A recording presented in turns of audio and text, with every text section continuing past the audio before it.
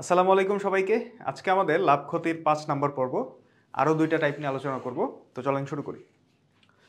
আমাদের প্রথম টাইপ কি বলছে, যে দাম বাড়া বা কমার সাথে বিক্রি বাড়া বা কমা সম্পর্কিত। অর্থাৎ ধরেন একটা পণ্য আছে আপনার কাছে, তো সেটার যদি আপনি ধরেন দামটা বাড়ায় দেন, তাহলে কি হতে পারে, আপনার যে বিক্রির পার্সেন্টেজটা সেটা হয়তো বা কমে যেতে পারে। সো এই টাইপের প্রবলেম। দেখেন এখানে কি বলছে, যে কোনো রেডিও দোকানের মূল্য তালিকায় প্রত্যেকটি রেডিওর মূল্য 30% বাড়িয়ে লেখা হয় এবং লিখিত মূল্য থেকে 10% কমে বিক্রি করা হয়। এতে শতকরা কত লাভ হয়? তার মানে কিন্তু বিষয়টা ওরকম, রাইট?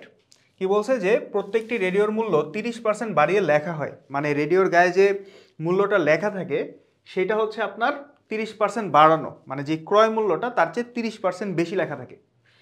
দেন বলছে যে লিখিত মূল্য থেকে 10% কমে বিক্রি করা হয়। সো যেহেতু আমার ক্রয় মূল্যের চেয়ে আমি অলরেডি 30% বাড়ায় লিখে রাখছি, তো সেখান থেকে আবার যদি আমি 10% কমাইতে, আমার তো কোনো সমস্যা নেই, আমার তো আলটিমেটলি লাভই হবে, তাই না? সো এটাই বলছে যে শতকরা কত লাভ হয়।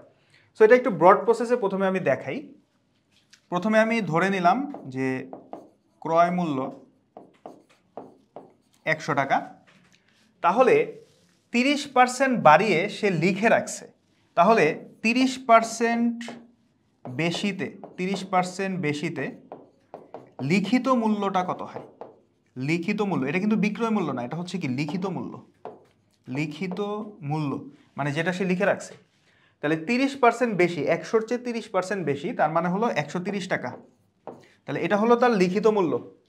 আচ্ছা, এরপরে লিখিত মূল্য থেকে আবার 10% কমে সে বিক্রি করে। আচ্ছা, তাহলে খেয়াল করেন যে লিখিত মূল্যটা যদি আমি 100 টাকা চিন্তা করি, যে লিখিত মূল্য যদি আমি 100 টাকা চিন্তা করি, 100 টাকা হলে যেহেতু সে লিখিত মূল্যের চেয়ে 10% কমে বিক্রি করে, তাহলে লিখিত মূল্য যদি 100 টাকা হয়, তাহলে বিক্রয় মূল্য কত টাকা? বিক্রয় মূল্য 100-র 10% কম, তার মানে 90 টাকা। 90 টাকা। কিন্তু সে আসলে লিখে রাখছে কত টাকা? 130 টাকা। তার লিখিত মূল্য 130 টাকা। তাহলে লিখিত মূল্য যদি 130 টাকা হয়, তাহলে বিক্রয় মূল্য হবে 90 ইন্টু 130 বাই 100। তাহলে এখানে 10, এখানে থাকে 9, আর এখানে থাকতেছে 13। আচ্ছা, তাহলে এখান থেকে হিসাব করলে 7, আর এখানে হচ্ছে 11। তার মানে হলো 117 টাকা। তার বিক্রয় মূল্যটা 117 টাকা। তাহলে তার ক্রয় মূল্য ছিল 100 টাকা, তার বিক্রয় মূল্য 117 টাকা। তার মানে তার শতকরা লাভ কত? 117 মাইনাস 100, তার মানে হলো 17। যেহেতু আমি ক্রয় মূল্য 100 টাকা ধরছি, এটাই পার্সেন্টেজ, তার মানে হচ্ছে তার শতকরা লাভ কত? 17 টাকা, মানে 17%। অ্যান্সার হবে 17%। তো এইটা তো আপনার ব্রড প্রসেস গেল। তো এটার জন্য খুব সুন্দর একটা শর্টকাট প্রসেস আছে, একটা সূত্র আছে, ওইটা জানলে আপনি খুব সহজে এটা করতে পারবেন। ওইটাও একটু দেখাই দিই। সো এরকম টাইপের যদি প্রবলেম থাকে, অর্থাৎ আপনি বিক্রয় মূল্য বাড়ায় দিয়েছেন, আপনার বিক্রির সংখ্যা কমে গেছে, হ্যাঁ, অথবা ধরেন আপনার যে কোনো একটা পণ্য ধরেন আপনি প্রথমে একটা পার্সেন্টেজ লাভে আপনি বিক্রয় করছেন, তারপরে আবার ওই সেম পার্সেন্টেজ ক্ষতিতে আবার বিক্রয় করছেন। দেন আপনাকে জিজ্ঞেস করলো যে শতকরা লাভ বা ক্ষতি কত। সো এই ধরনের প্রশ্নে ফর্মুলাটা হলো a plus b plus a b divided by 100। এটা হচ্ছে আপনার কিসের ফর্মুলা? শতকরা লাভ বা ক্ষতি। শতকরা লাভ বা ক্ষতি। এখন প্রশ্নে প্রথম যে পার্সেন্টেজটা দেয়া থাকবে সেটা হলো এ, দ্বিতীয় যে পার্সেন্টেজটা সেটা হলো বি, আর যদি আপনার এখানে ক্ষতির কথা বলে, হ্রাসের কথা যদি বলে, আপনাকে যদি বলে যে হ্রাস, ঠিক আছে, তাইলে ওখানে আপনি মাইনাস ইউজ করবেন, নেগেটিভ ইউজ করবেন। যদি হ্রাসের কথা বলে, যে আপনার ক্রয় মূল্যটা এত হ্রাস করা হলো, ঠিক আছে, বিক্রয় মূল্যটা এত হ্রাস করা হলো, হ্রাসের কথা যদি আপনাকে বলে, তাহলে আপনি মাইনাস ইউজ করবেন। আচ্ছা, এখন দেখেন এখানে কি বলছে, যে প্রথমে রেডিওর মূল্য সে কি করতো? 30% বাড়িয়ে লিখতো। আচ্ছা, তাইলে প্রথম পার্সেন্টেজটা 30%, তার মানে এ এর মান হলো 30। আচ্ছা, এরপরে বলছে যে লিখিত মূল্য থেকে 10% কমে বিক্রি করা হয়, তার মানে কি হ্রাস, কমানো। তাহলে কমানোর ক্ষেত্রে কি করতে হবে, মাইনাস ইউজ করতে হবে। তাহলে 10% কমে, তার মানে এখানে একটা মাইনাস হবে, -10 প্লাস এখানে কি হবে 30 ইন্টু -10/100। তাহলে এখানে 30 - 10 তার মানে 20, আর এখানে 300 করলে 3 থাকে, আর যেহেতু এখানে মাইনাস তাহলে প্লাসে মাইনাসে মাইনাস, তাহলে -3 তার মানে কিন্তু 17 চলে আসছে। আচ্ছা, এই যে অ্যান্সারের ক্ষেত্রেও দেখবেন যে আপনার প্লাস মাইনাস কিন্তু আসতে পারে। সো অ্যান্সারটা যদি প্লাস হয় তাহলে বুঝবেন শতকরা লাভ হয়েছে, আর যদি মাইনাস হয় তাহলে বুঝবেন শতকরা ক্ষতি।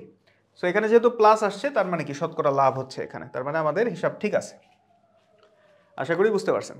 ওকে, নেক্সট প্রবলেম। একজন ব্যবসায়ী একই দামে দুটি কম্পিউটার বিক্রি করলো, একটির উপর সে 15% লাভ করলো কিন্তু অপরটিতে 15% ক্ষতি হলো, শতকরা লাভ বা ক্ষতি কত? তাহলে দেখেন এখানে কিন্তু এই যে পার্সেন্টেজটা কিন্তু সেম, বাট এক জায়গায় কি হয়েছে লাভ হয়েছে, আরেক জায়গায় কিন্তু ক্ষতি হয়েছে। সো এই কেসেও কিন্তু ওই ফর্মুলাটা অ্যাপ্লাই করা যাবে। তাহলে আমাদের formula a + b + ab by 100। তাহলে এখানে প্রথম পার্সেন্টেজটা কত, 15, এবং 15% কি বলছে লাভ, এই জন্য এখানে প্লাস। তারপরে বলছে 15% ক্ষতি, তার মানে এখানে কি হবে মাইনাস হবে, তাহলে -15 প্লাস উপরে কি হবে 15 ইন্টু -15/100। তাহলে এখানে তো 0 চলে আসতেছে, আর উপরে কত আসে কাটাকাটি করলে 3 × 5 = 15, 5 × 20 = 100।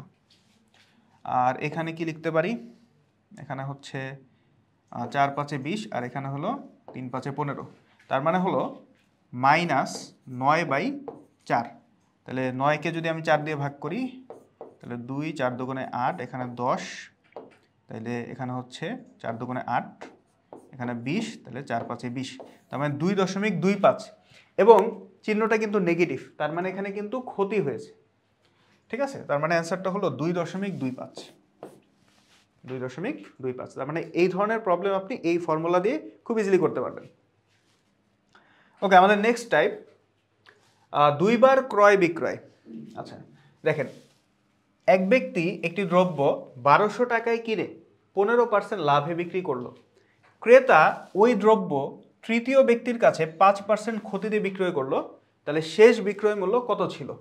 আচ্ছা, তো এটা খুবই ইজি অঙ্ক। আপনি প্রথমে কি করতে পারেন যে প্রথমে 1200 টাকায় একজন লোক কিনছে, কিনে আবার সে 15% লাভে বিক্রি করছে, তাহলে এখানে বিক্রয় মূল্যটা কত সেটা আপনি বের করতে পারেন। সো এই যে বিক্রি করলো, এই জিনিসটা আবার কে কিনছে, আরেকজন ব্যক্তি কিনছে। ঠিক আছে, সো এই বিক্রয় মূল্যটা হচ্ছে দ্বিতীয় ব্যক্তির জন্য ক্রয় মূল্য। দেন ওই দ্বিতীয় ব্যক্তি আবার কি করছে, ওই জিনিসটা 5% ক্ষতিতে বিক্রি করছে, রাইট? তাহলে দেখেন যে প্রথমে ছিল কি 1200 টাকা ছিল ক্রয় মূল্য, সেটা সে 15% লাভে বিক্রি করছে। তাহলে 15% লাভ মানে কি, বিক্রয় মূল্যটা কত, 115%। আমরা আগের টাইপগুলোতে দেখছিলাম এরকম যে ক্রয় মূল্য 1200 টাকা, 15% লাভে বিক্রি করলো, তাহলে বিক্রয় মূল্য কত, বিক্রয় মূল্য হচ্ছে 115%, তার মানে 115/100। ঠিক আছে, আমি নর্মাল নিয়মটা দেখাচ্ছি না, আমি শর্টকাট প্রসেসে দেখাচ্ছি, কারণ নর্মাল নিয়ম আপনারা পারবেন। তাহলে 115%, এইটা হচ্ছে বিক্রয় মূল্য, এই যে প্রথম কেসে বিক্রয় মূল্য, অর্থাৎ এই টাকায় 2 নাম্বার ব্যক্তি কিনছে।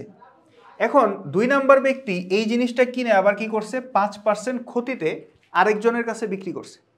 তার মানে এই মূল্যটার উপর আবার 5% ক্ষতি, তাহলে 5% ক্ষতিতে বিক্রয় মূল্য কত হয়, 95%। তাহলে 95/100, তাহলে এইটা হলো শেষ বিক্রয় মূল্য। আচ্ছা, তাহলে এখানে আসতেছে 12, এখানে কত আসতেছে 3 × 4 = 12, এখানে 4 × 25 = 100, 5 × 5 = 25, আর এখানে হলো 5 × 19 = 95, এখানে আবার কাটাকাটি করলে 5 × 2 = 10, 3 × 5 = 15। তাহলে এখানে 3 × 23 কত হয় 69, 69-এর সাথে 19 গুণ, তাহলে দেখেন 9 নং 81, 1। আচ্ছা দেখেন এখানে কিন্তু ক্যালকুলেশনটা করাও লাগে না, কারণ দেখেন যে আমাদের প্রথম যে ডিজিটটা সেটা কিন্তু 1 আসতেছে, 9 নং 81। এখানে অপশনগুলোর মধ্যে 1 আছে কিন্তু শুধুমাত্র এই যে এখানে, মানে শেষের যে ডিজিটটা সেটা কিন্তু আপনার 1 আছে শুধু এখানে, আর কোনোটাই কিন্তু নাই, তার মানে এটাই কিন্তু অ্যান্সার বলা যায়। তো তারপর আপনি ক্যালকুলেশন করেন, যেখানে 9 নং 81 আর কি থাকে 54 আর হচ্ছে 8, তাহলে হচ্ছে আপনার কত, তাহলে হচ্ছে আপনার 62। আচ্ছা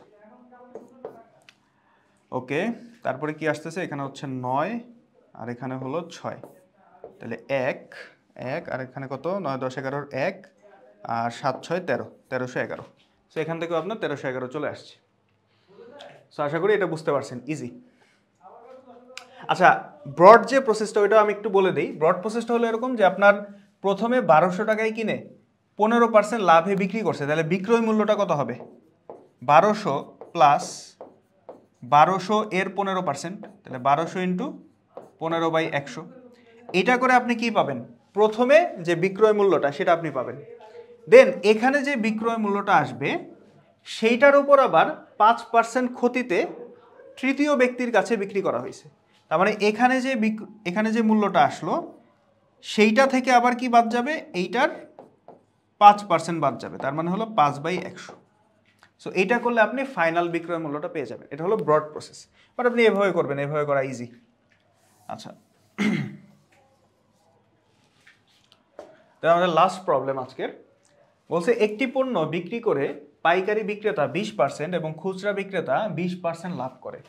যদি দ্রব্যটির বিক্রয় মূল্য 576 টাকা হয় তবে শুরুতে ক্রয় মূল্য কত ছিল। আচ্ছা, এখানে বিক্রয় মূল্যটা দিয়ে দিছে, আপনার শুরুর ক্রয় মূল্যটা বের করতে বলছে।